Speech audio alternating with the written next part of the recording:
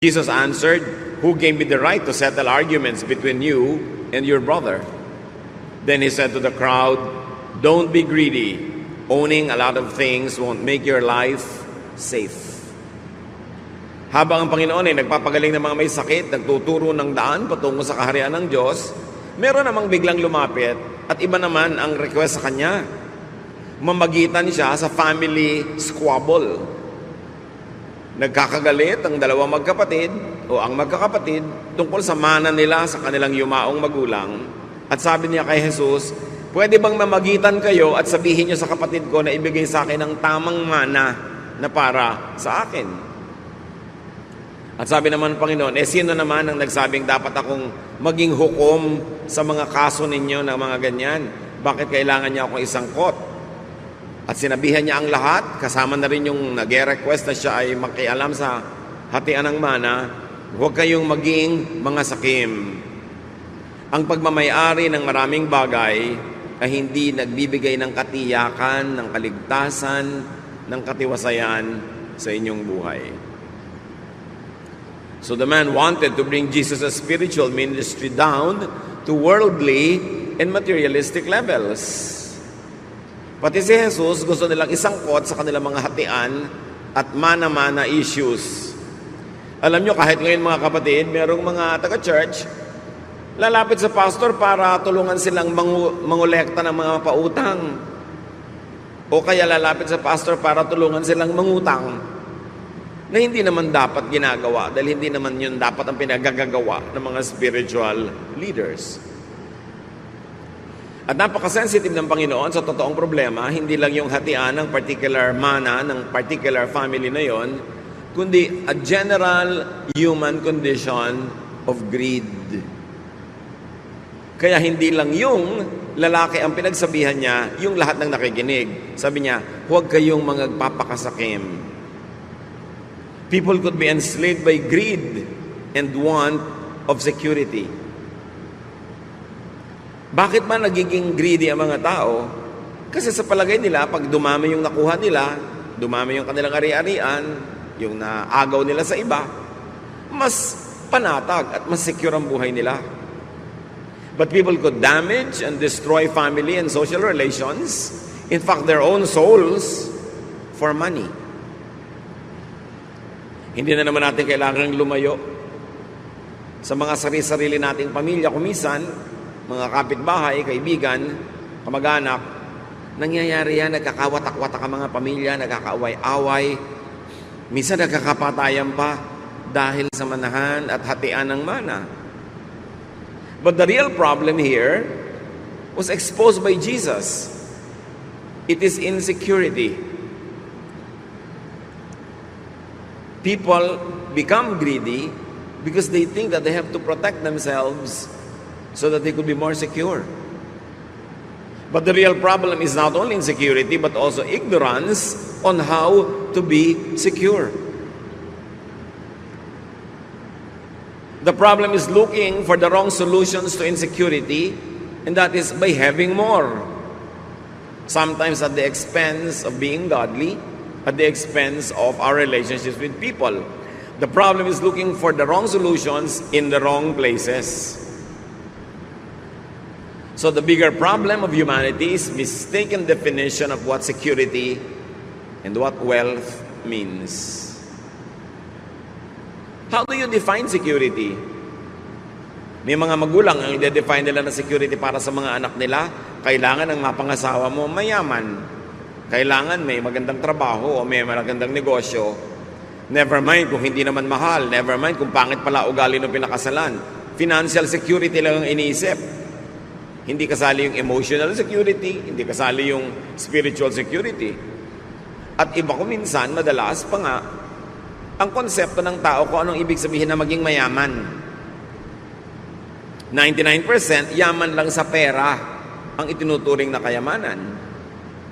Because people could be so physical, people could be so materialistic.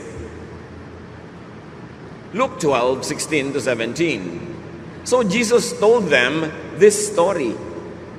So may kadugtong agad na kwento ang Panginoon para ipakita ang point niya na hindi lang pera-pera ang buhay. A rich man's farm produced a big crop. And he said to himself, "What can I do? I don't have a place large enough to store everything." Ang problema ko minsan ng mga nagbubukid, magsasaka, maging big-time farmers, landowners, madalas, konti lang ang ani. Problema yon.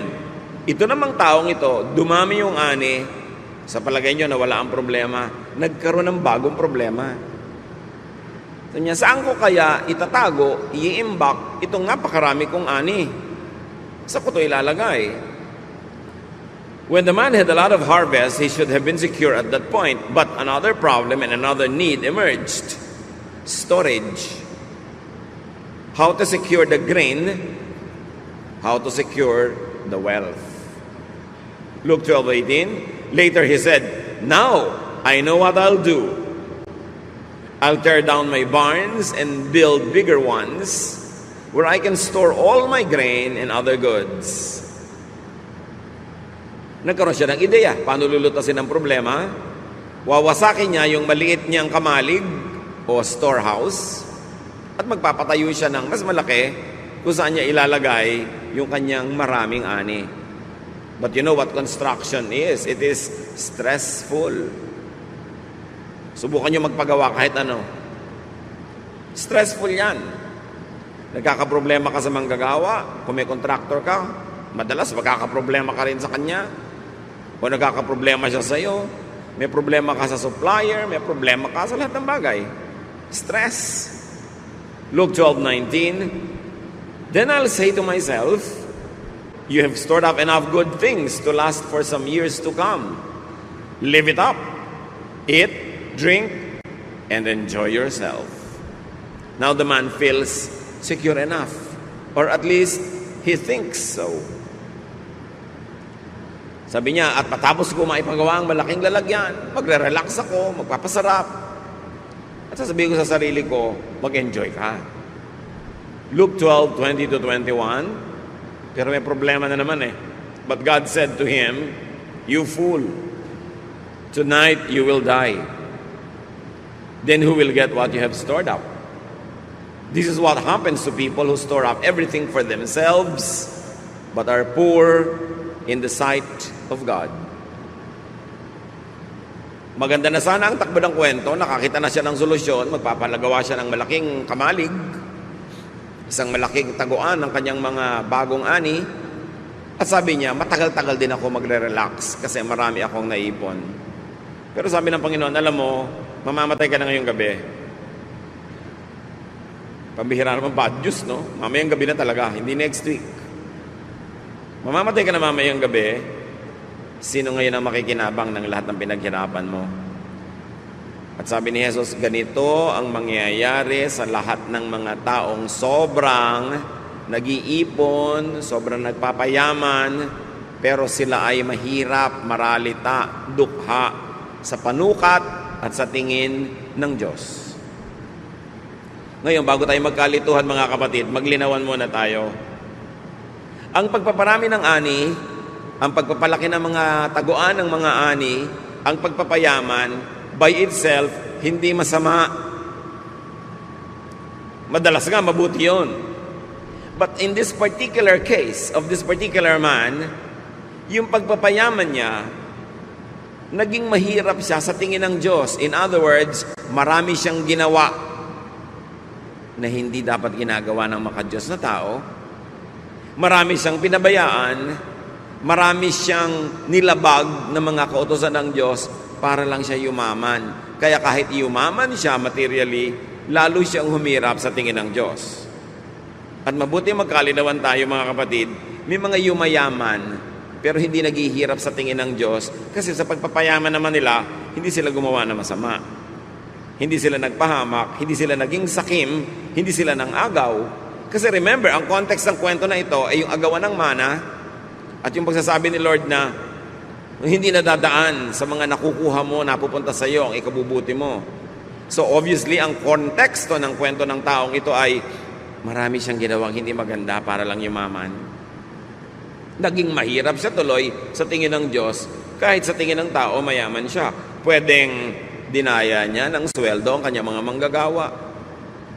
Pwedeng nilamangan niya ang kanyang mga kapatid, baka inagaw nga niya yung lupa na yon sa manahan. Kung ano man yung dirty tricks niya. Pero yung yumaman ka lang, lumaki ang iyong ani, nagpagawa ka ng maraming bangan, by itself cannot be bad. Pero may paraan ng pagpapayaman na masama. At yun ang tinutukoy dito. So maganda na sana ang plano ng taong ito, pero yung pala, God has other things in His mind. The man was feeling secure, but God thought otherwise. He thought that the man had all the reason to be insecure, because this man is going to die soon, unprepared to meet his God. At maaaring hindi lamang ibang tao ang dinaya ng taong ito sa kanyang pagpapayaman, pati ang kanyang sarili.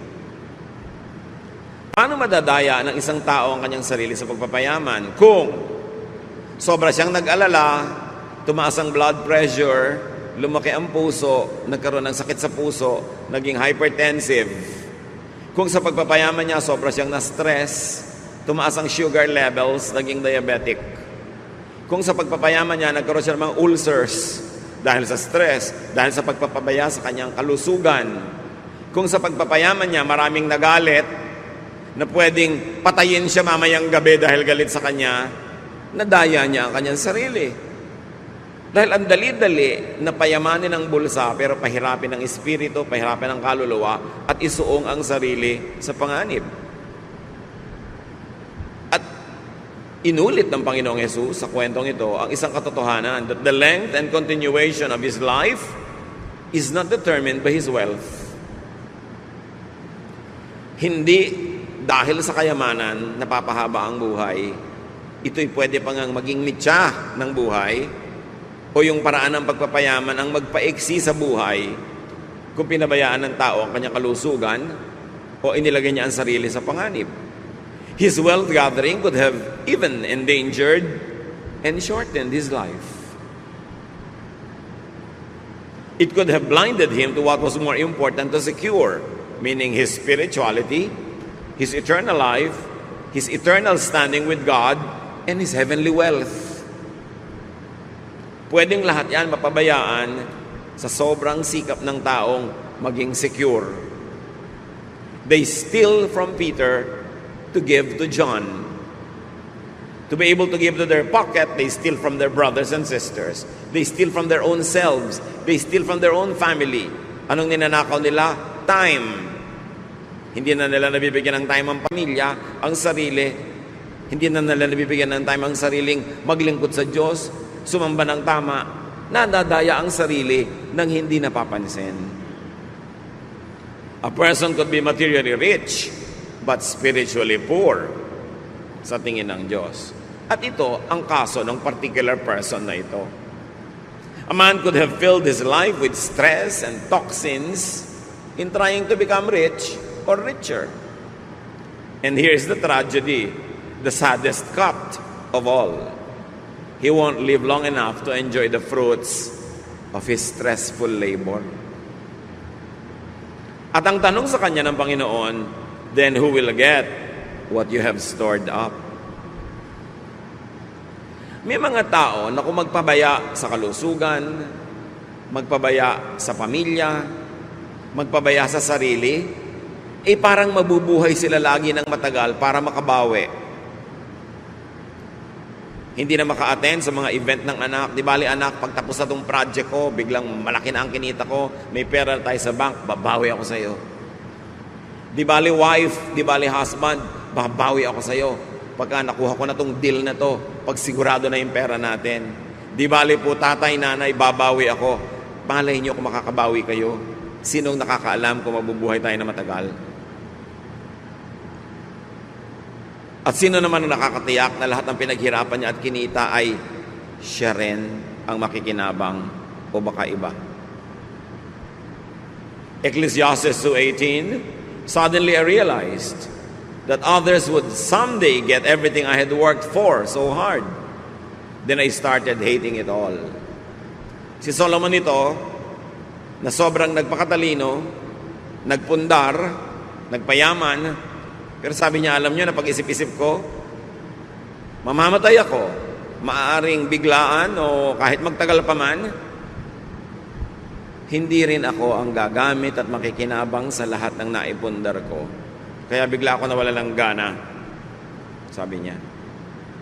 Ecclesiastes 2:21, when we use our wisdom, knowledge, and skill to get what we own, why do we have to leave it to someone who didn't work for it? This is senseless and wrong. Napag-isip-isip ni Solomon, kung ginamit mo lahat ng galing mo, husay, naghirap ka, makakapagparami ka ng kayamanan na iiwan mo sa mga taong hindi naman naghirap para doon. Pwedeng asawa mo o anak mo o sino man, o kung sino man bigla yung nakamana o nakasambot, nakasalo, nakaagaw ng kayamanan mo. Sabi niya, mali ito. So alin ang mali? Yung iiwan mo ang kayamanan mo sa iba o sobra mong dayain ang sarili mo, kawawain ang sarili mo at yung kapwa mo para ka magkaroon ng maraming pera hindi mo naman kayang ubusin at iiwan mo rin sa iba. Maaaring hindi mo kayang ubusin sa dami o kaya hindi mo kayang ubusin kasi mamamatay ka na pala. Iba ang makikinabang. Immediately may lesson dito mga kapatid. Have a slice of life every day, even during the days that you work hard. Kahit kayo nasa gitna ng isang napakahalagang proyekto na pwede kayong sobrang yumaman, huwag ninyong i-hold ang lahat ng bagay. Birthday ng asawa, birthday ng anak, may pagtitipon, meron kayong dapat magkita-kita. Saka na, next year na ako babawi. Paano kayo nakatiyak na may next year? Kaya dapat araw-araw, linggo-linggo, buwan-buwan, iniaagaw yung kasiyahan, yung pag-enjoy, yung pagiging mabuti, maibigin, mapagmahal, thoughtful, laging isinisingit. Kahit busy kayo na nagpapayaman at sinasabi nyo, hindi bali, matapos lang ito. Mag-enjoy na tayo. Kung yun nga, binawian ka bigla ng buhay o kaya sila ang binawian ng buhay. Kaya dapat huwag ipagsapalaran ng ganung mga halagang bagay. Laging isingit. Huwag kayong ipon ng 10 taon, tipid ng tipid, hirap na hirap para magkaroon ng grand vacation after 10 years. Kung ika-9th year, kayo biglang natigbak. Paano? Siyempre, kung may asawa kayo na byuda siya, tuloy ang biyahe. Iba na lang nga ang kasama. Sabi ni Solomon, bakit may kailangan mag-enjoy ng pinaghirapan ko? Nangyayari yan. Hindi masamang magplano, magtipid, para sa isang malaking bakasyon o malaking project. Pero huwag niyong kalimutang magkaroon din ng mumunting mga bakasyon, mumunting mga piyesta, mumunting mga saya, kahit sa panahon na busy kayo trying to collect wealth. Don't put all of your pleasures and your happiness and your kindness and love on hold because you're waiting for a big day. Because it will happen, it might come, but you are not sure if you will be there to enjoy it. Kapag nakinig tayo sa mga turo ni Jesus, live by the day, nakinig tayo sa mga turo ni Solomon, huwag kayong sobrang ipon at baka mamaya, wala naman kayo para yan ma-enjoy. Ibig sabihin lang, be fair to yourself, be fair to your loved ones, be fair to your family. Don't put all of your security in what you are trying to collect, to amass. Because life could be taken back anytime. The solution to insecurity is not more wealth. Hindi ko mo ang yaman-yaman ng tao nagiging secure. Napapansin nyo ba habang yumayaman, mas nagiging sakim? Kasi mas lalong nai-insecure. Yun nga magaganda eh. Yung magaganda na, hindi pa makontento, padagdag pa ng padagdag, patanggal ng patanggal, paretoke ng paretoke. Walang contentment ang tao. So don't ever think na pag dumami yung pera nyo, makukontento na kayo. Security is not in more wealth. Hindi sa pag-ibig sa pera at pagsamba sa pera. Ecclesiastes 5:10, if you love money and wealth, you will never be satisfied with what you have. This doesn't make sense either. Have you realized this, mga kapatid? You are never satisfied with anything that you love. tao yung love nyo, you are never satisfied. Laging kulang ang oras, kulang ang panahon, kulang ang pag-ibig, kulang at kulang at kulang. Kasi ang iniibig, nagiging poon, nakaka-addict, lalo lang nagiging kulang. So kung pera ang iibigin ng tao, hindi siya kahit kailan makokontento. Ecclesiastes 5:11, the more you have, the more everyone expects from you. Your money won't do you any good. Others will just spend it for you. Tanungin niyo ang mga OFWs kung hindi yan totoo. Sabi niya, alam niyo, hindi solusyon na dumami ang pera para ka maging secure. Subukan ninyo. Sabi niya, padamihin mo ang pera mo, pagtagumpayin mong negosyo mo, palakihin mo ang sweldo mo, dumadami ang hihingi, dumadami ang aasa, kulang at kulang pa rin. Sige, patayin mo ang sarili mo, magsakripisyo ka, magpakatandang dalaga ka, magpakatandang binata ka, sige, kumita ka ng kumita, uubusin ng mga kapatid mo, ng nanay mo, tatay mo, kung sino-sino, mga pinsan mo, ang perang kinikita mo. Sige, patayin mo sarili mo. Akala mo, tama yan? You think that by earning more money, you will have more money? No! By earning more money, more people will spend it for you. Sabi, kailangan magpakatalino ka sa buhay. Hindi pagdadagdag ng pera ang solusyon sa lahat. And here, we should apply the lesson spiritually. People could self-destruct when they sacrifice health for wealth. Maraming ganyan. Inuubos ang kalusugan. They squander their health for wealth. They burn their candles at both ends. Nagkakasakit-sakit, nagkakasira-sira ang kalusugan, nakakakain ng mali o hindi nakakakain ng tama sa paghahanap ng pera, sa pagnenegosyo, sa pakikisama, sa pakikitungo, sa mga makakapagbigay ng malalaking deal. They squander their health. Okay, then they will have the wealth. Then they will have to squander all that wealth to get healthy again kasi nagkasakit na. May mga taong inuubos ang kanilang kabataan, ang kanilang lusog para magkapera. At pag nagkapera na, uubusin naman nila yun sa pagpapagamot dahil winasak na nila yung kanilang buong kalusugan. People could self-destruct when they sacrifice spirit for body. When they sacrifice peace and serenity for vexing materialism and worldliness. Bawat pag-alala, bawat takot, bawat nerbiyos, bawat galit, may bayad ang emosyon, may bayad ang spirito. Hindi nga lang laging nasusukat sa pera, kaya hindi nahahalata. Kung pipili kayo, matiwasay na pamumuhay na hindi sobrang daming pera, o ang daming pera pero ang gulo, doon na lang kayo sa matiwasay. Kasi malaki din ang bayad pag ang espiritu ay ligalig, gulo, vexed, stressed. May natural question naman ng mga tao, but how about our needs? Paano naman ang pangangailangan namin kung magre-relax na lang ba kami? What is the solution for and to insecurity? Luke 12:22-23. Jesus said to His disciples, I tell you not to worry about your life. Don't worry about having something to eat or wear. Life is more than food or clothing. Siyempre, ito ay poetic language, meaning exaggerated yung language. It doesn't have to be taken fully in its exaggeration. Hindi naman sinasabi ng Panginoon na huwag na kayo mag-isip kahit paano kung may kakainin ba kayo, may hanap buhay ba kayo, kundi huwag yun ang gawing pangunahing issue ng buhay. Hindi kailangang matabunan ng mga issue na ito yung mas mahalaga. Because life is more than just survival. Life is more than just existence. Ngayon, yung mga hayop, they are just there to survive and to exist. Kaya sabi sa Luke 12:24-30, Look at the crows. They don't plant or harvest. They don't have storehouses or barns. But God takes care of them.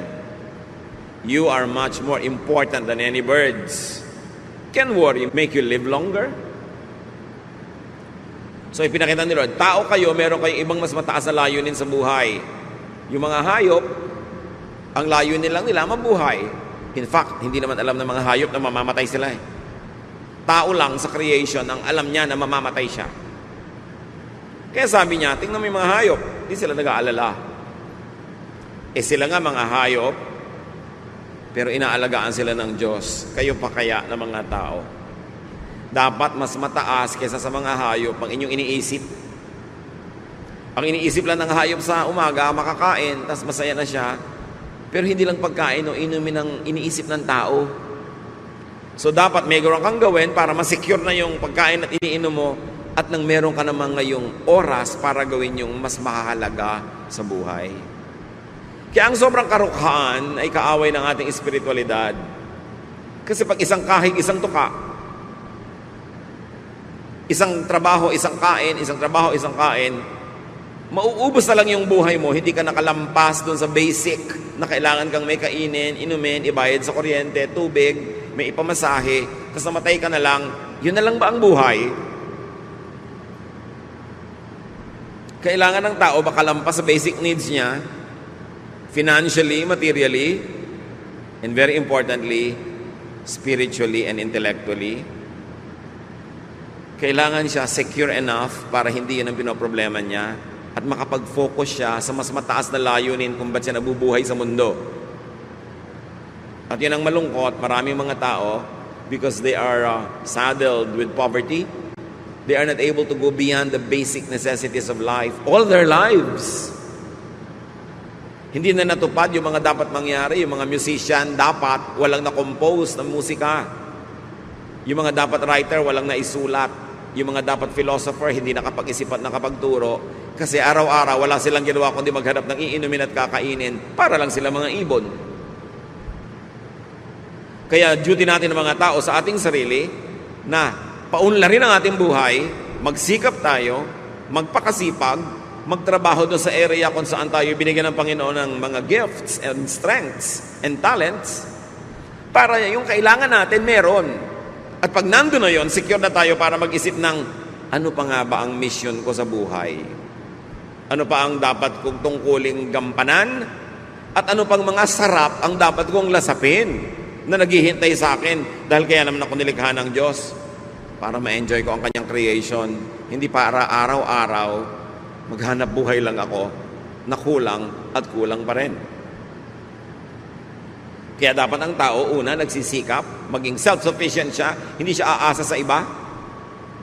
Makaproduce siya ng sapat sa kanyang sarili.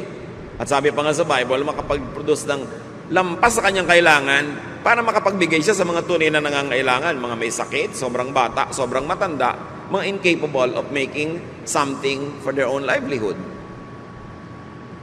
At pagkatapos nun, to focus on higher levels of existence, on higher callings, on more profound devotions, bago siya humarap sa may kapal. Kaya kalaban natin ang poverty. Ang solusyon, lahat magsikap. Ang solusyon, magpakabuti, magpakahusay, tulungan ng kapwa para maging mahusay din siya, para lahat tayo makagraduate sa survival level. Nakakalungkot, alam nyo yan, marami mga tao mula isilang hanggang mamatay, isang kahig, isang tuka. Hindi natupad ang napakaraming magagandang bagay na mangyari dapat kasi inalipin ng karukhaan. Maaaring karukhaan na minanan niya at mga karukhaang inimbento na rin niya para sa sarili niya dahil wala siya sa ganap na ginawa para matakasan niya yon sa kanyang sariling panahon. Verse 26, Luke 12. If you don't have power over small things, why worry about everything else? Look how the wildflowers grow. They don't work hard to make their clothes. But I tell you that Solomon, with all his wealth, wasn't as well clothed as one of these flowers. God gives us beauty to everything that grows in the fields, even though it is here today, and thrown into a fire tomorrow. Won't He do even more for you?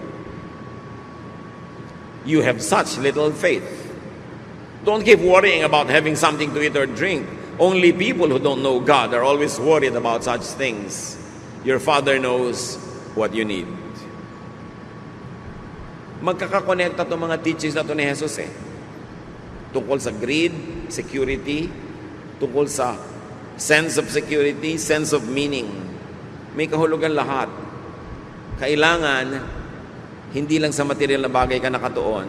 Pero para ka makalaya sa pagtutuon sa material na bagay, dapat ma-meet mo na yung mga basic needs mo. Then lalaya ka na, then higher needs naman. But in all levels of society, rich or poor, man's usual worry is material security. Hindi ko mamayaman ng tao, secure na. Kaya mga yumayaman nga, ayaw tumigil pa magpayaman Kasi mas nai-insecure. Mas natatakot bumalik sa hirap. Mas nagkakaroon ng mga phobia. Ang solusyon nila, maging greedy. Hindi naman lahat. Pero madalas ganon. Man's usual neglect is spiritual security and wealth. Ano po ba ang spiritual wealth? Magkano yon? Hindi nga yun dinadaan sa pera. Ang kayamanan ng materialistic na tao, pera, ari-arian, bagay. Ang kayamanan ng spiritual na tao, peace, kapayapaan, katiwasayan. Ang kayamanan ng espiritual na tao, yung kagandahang asal, kagandahang loob. Yung iba naman, kaya nag-aasal hayop, kasi nga trying to survive. Pag hindi sila ng aga, wala silang kakainin. Nag-aasal hayop tuloy. Kaya mo sinisikap umunlad, maging mariwasa, para hindi ka kailangan mag-asal hayop, hindi ka kailangan makipagkagawan, hindi ka kailangan makipagtulakan. You can afford to be ethical, you can afford to be giving and forgiving, kasi meron ka naman. That's why it is doubly wrong for rich people to steal.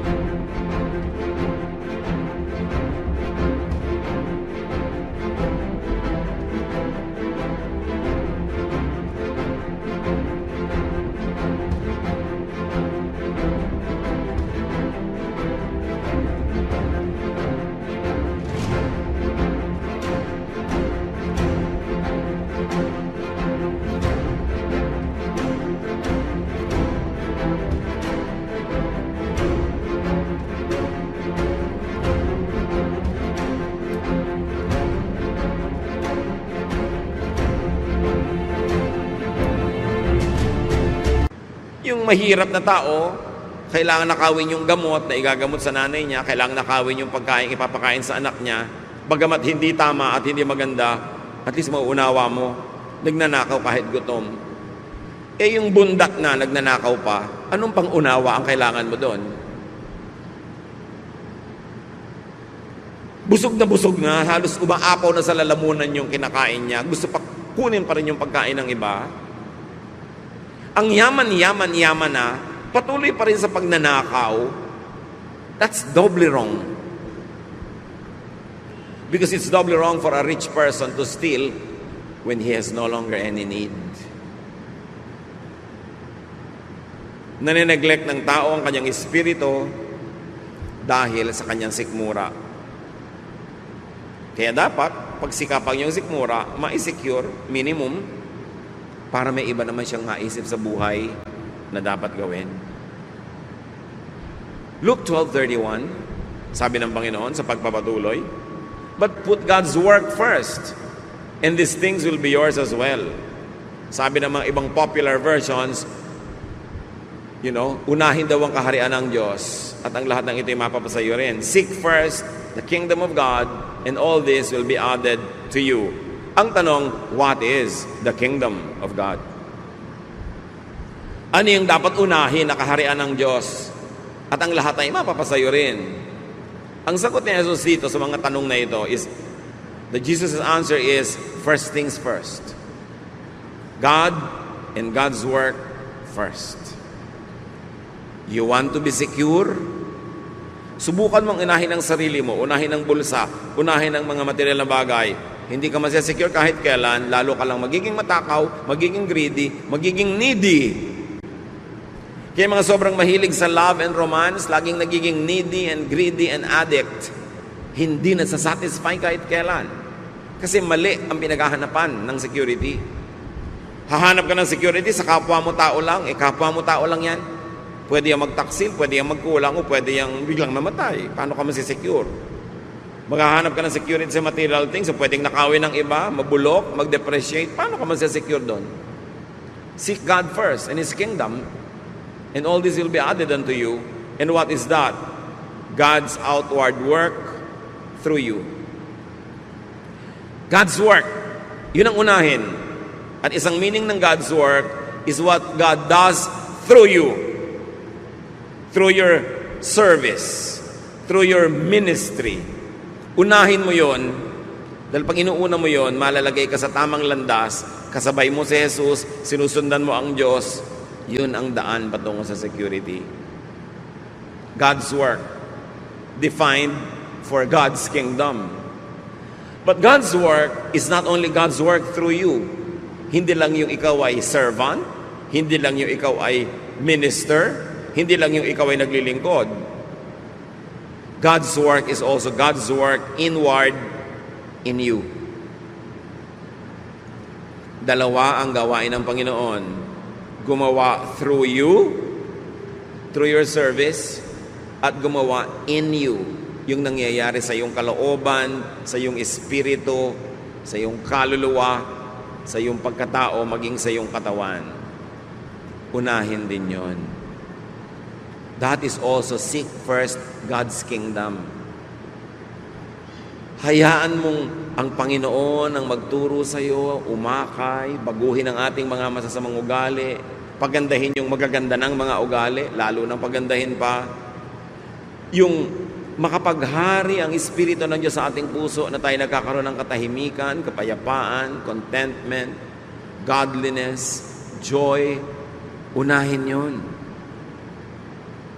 So, in practical terms, meron ako ang laking kikitain dito, pero malalabag ang konsyensya ko, maguguluhan ng aking espiritualidad, masisira ang aking relasyon sa Diyos, masisira pati ang ministry ko sa Panginoon, di wag na lang, yun ang ibig sabihin ng seek first His kingdom and His righteousness, and all this that you want will be added to you. It will be added later, not before. Meron akong ambisyon, pero kailangang makipagkalas ako sa mga taong mahalaga sa akin, lumayo ako sa mga mahal ko sa buhay, maligalig ako, malungkot ako. Seek first yung paghahari ng Diyos. Yung God's kingdom, hindi lang yun yung pupuntahan mo sa mga ulap-ulap pag namatay ka in the next life. God's kingdom is the kingdom of God inside your heart. Ang paghahari ng Diyos, hindi sa mga alapaap, kundi sa puso mo. Yun ang unahin. Kung sa maganda mong project, sa gagawin mong ambitious thing, kakailangan mong patalsikin si Jesus mula sa trono ng puso mo at iba ang iluklok mo doon dahil may project ka, unahin mo na lang ang paghahari ng Diyos sa iyo. Doon ka masesecure. Huwag kang magpapadaya na magiging secure ka sa pagpapaalis sa Diyos sa buhay mo para habulin mo yung mga gusto mo. Marami ka naman pwedeng habulin, nakasabay mo ang Diyos, tinutulungan ka pa niya, tinutulak ka pa sa paghahabol mo para ka mapabilis. Bakit ka maghahabol sa mga bagay na maglalayo sa iyo sa Diyos? Lalo ka lang may insecure. At ibalik natin sa pera yung usapan.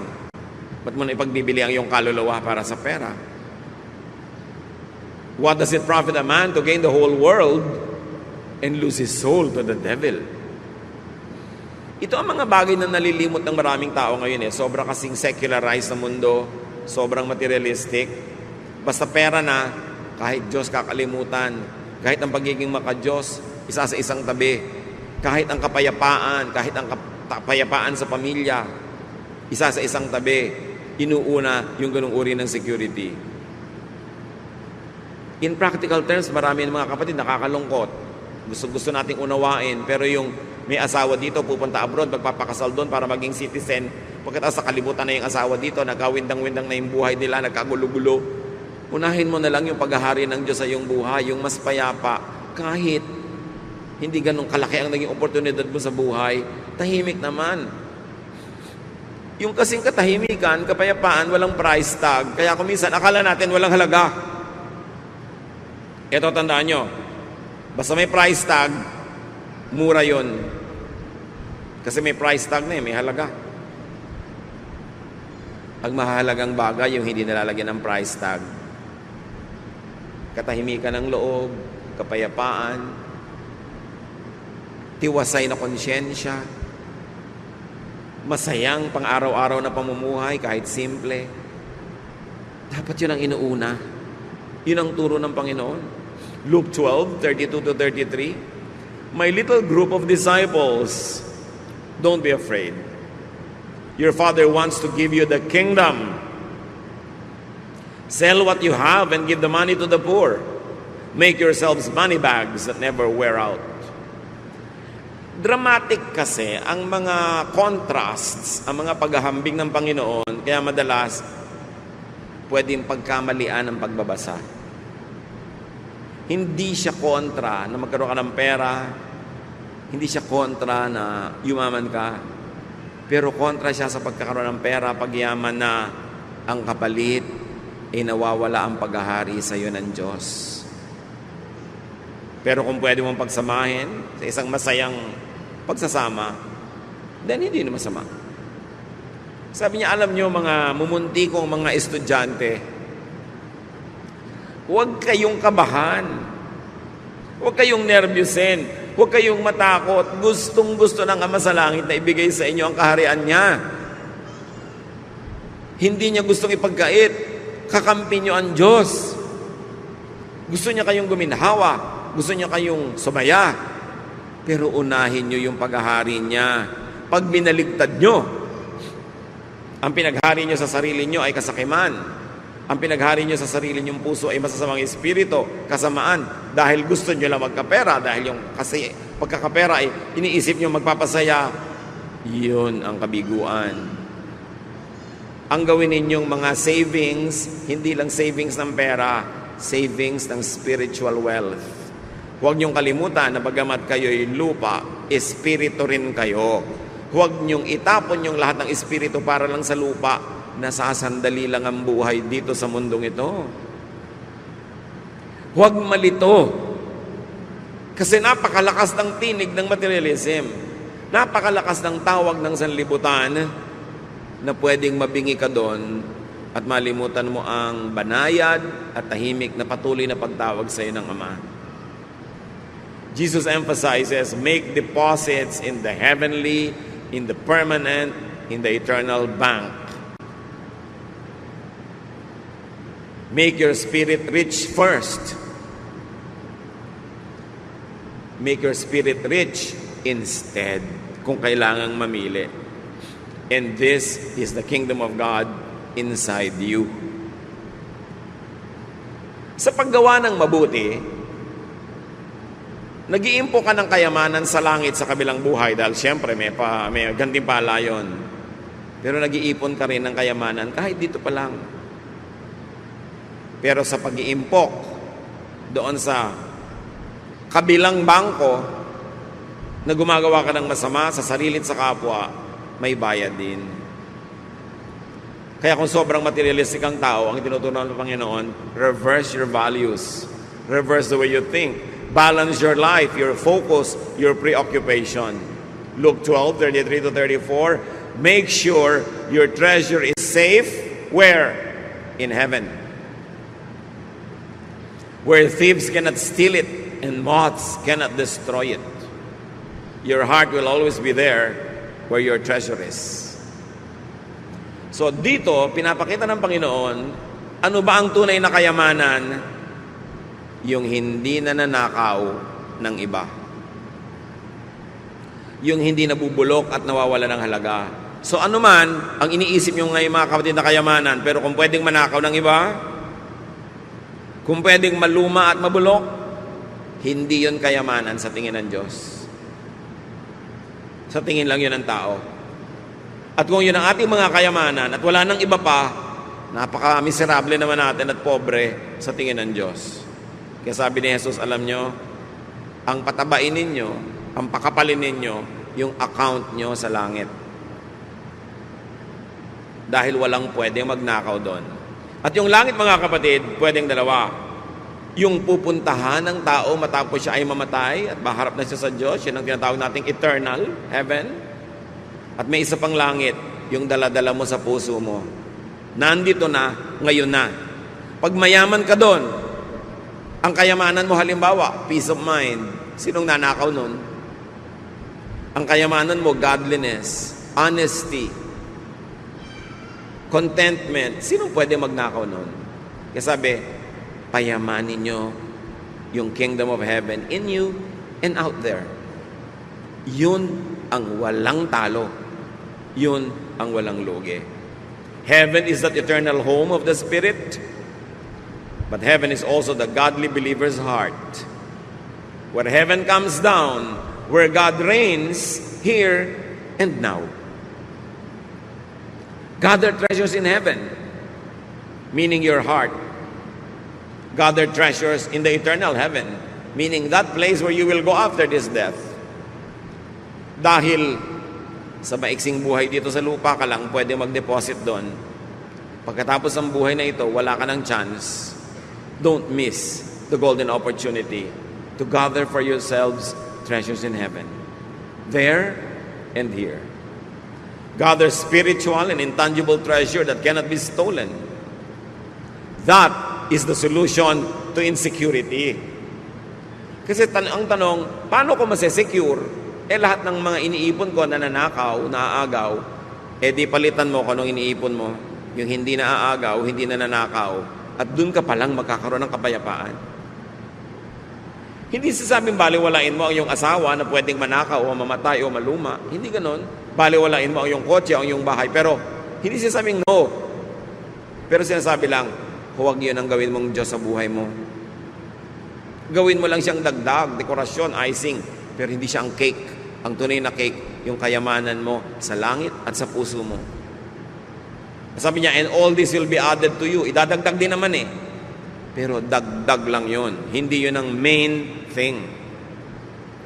Gather intangible treasure that will not depreciate. Like peace, contentment, restfulness of the spirit, goodness. Baka nga yung akala natin, taong kahirap-hirap, siya pala yung mayaman sa tingin ng Diyos At yung taong sineselebrate natin, ang yaman-yaman, ang hirap pala sa tingin ng Diyos. Paano pa kung ang yaman-yaman nasa tingin natin, tapos ang yaman-yaman pa sa tingin ng Diyos? Diba? Heaven both ways. At pwede yon. Ngayon, kung hindi pwedeng sabay, ang sinasabi ni Jesus, unahin nyo na maging mayaman kayo sa tingin ng Diyos. Kasi ng tunay na kayamanang hindi nagmamaliw, hindi nababago, hindi naluluma, at hindi nananakaw. Do not just be rich materially. It will only cause more insecurity. Do not just be beautiful physically or on the outside, because it will also cause insecurity. Yung magaganda, mas insecure nga kasi ang dali-daling mawala ng kagandahan. Isang sunburn lang na natupok. Isang maling pangyayari sa buhay, pwedeng mawasak ang kagandahan. O kaya kahit walang masamang mangyari, sa paglipas ng panahon, talagang tinatawag ng lupa ang kagandahan. Kaya ang pati sa Bible, ang sinasabi, gusto niyo maging talaga maganda? Hindi masamang magpaganda sa labas, pero dapat mas maganda kayo sa loob. Kasi sa kalooban nakatingin ng Diyos. 1 Peter 3:3-4. Don't depend on things like fancy hairdos, or gold jewelry, or expensive clothes to make you look beautiful. Be beautiful in your heart by being gentle and quiet. This kind of beauty will last, and God considers it very special. So maganda ka ba sa tingin ng Diyos? Yun ang unahin. Tapos maganda ka pa sa tingin ng tao, di doble, may bonus. Pero ang ganda-ganda mo sa tingin ng tao, tapos sa Diyos, hindi pala, lugi ka. Mahalaga unahin kung ano yung mas espiritual, ano yung nagtatagal, at ano yung mahalaga sa Diyos. Ano ang mga insecurities natin, mga kapatid? What are we insecure about? Siguro, kaya tayo insecure, yung pinaglalagakan, sinasandalan natin ng security, nananakaw, nawawala, kumukupas. Gusto ng Panginoon, matahimik tayo, magkaroon tayo ng sense of peace. Kaya gusto niya, maiba yung pananaw natin kung ano ang mahalaga, kung anong pinapahalagahan. Be changed by the renewing of your mind, so that you may prove what God's will is, His pleasing and perfect will. Sinasabi sa Romans. Kaya mahalaga, kung nai-insecure tayo, tanungin nyo, bakit ako na-insecure? Kasi yung kinakapitan ko, yung hinahabol ko, hinahangad ko, iniingatan ko, nawawala, nananakaw. Hindi pala ito ang gusto ng Diyos na unahin ko. That's why you have to let go and hold on to things that are eternal and important. Dear God, we thank you for reminding us about what is truly important.